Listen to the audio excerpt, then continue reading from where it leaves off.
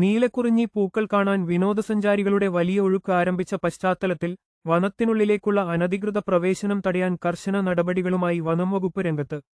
Reserve വനമേഖലയിലെ കുറിഞ്ഞിവസന്തം ആസ്വദിക്കാൻ എത്തുന്നവർ വനത്തിലേക്ക് അതിക്രമിച്ചു കയറുന്നത് പതിവായതിനെ തുടർന്നാണ് അധികൃതർ പ്രതിരോധ നടപടികൾ ശക്തമാക്കിയിരിക്കുന്നത്. എങ്കിലും റിസർവ് വനത്തിന് പുറത്തുള്ള പ്രദേശങ്ങളിൽ വിരിഞ്ഞിരിക്കുന്ന പൂക്കൾ കാണുന്നതിനും ചിത്രങ്ങൾ പകർത്തുന്നതിനും സഞ്ചാരികൾക്ക് തടസ്സമില്ല. ഇതിനായി സൂചിമല, പാണ്ഡ്യാർ മലനിരകൾ, ചന്ദനമല തുടങ്ങിയ പ്രദേശങ്ങളിൽ പ്രവേശനം അനുവദിച്ചിട്ടുണ്ട്.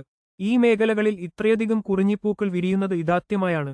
വനത്തിനുള്ളിലേക്ക് ആളുകൾ പ്രവേശിക്കുന്നത് ഫലപ്രദമായി തടയുന്നതിനായി വിവിധയിടങ്ങളിൽ വനംവകുപ്പ് ഉദ്യോഗസ്ഥരെയും ജീവനക്കാരെയും വിന്യസിച്ചിട്ടുണ്ട്. വനത്തോട് ചേർന്നുകിടക്കുന്ന പ്രദേശങ്ങളിൽ സന്ദർശകർ എത്തുമ്പോൾ വന്യജീവികളിൽ നിന്നുള്ള ആക്രമണത്തിന് സാധ്യതയേറെയാണെന്ന് അധികൃതർ മുന്നറിയിപ്പ് നൽകുന്നു. വംശനാശ ഭീഷണി നേരിടുന്ന സസ്യവിഭാഗമായതിനാൽ നീലക്കുറിഞ്ഞി ചെടികൾ പറിക്കുന്നത് നിയമപ്രകാരം കുറ്റകരമാണ്. നിലവിൽ മലനിരകളിലും താഴ്വാരങ്ങളിലുമായി വ്യാപകമായി നീലക്കുറിഞ്ഞി പൂത്തുനിൽക്കുന്നുണ്ട്. കൂടുതൽ വാർത്തകൾക്കായി ഈ ചാനൽ സബ്സ്ക്രൈബ് ചെയ്യൂ.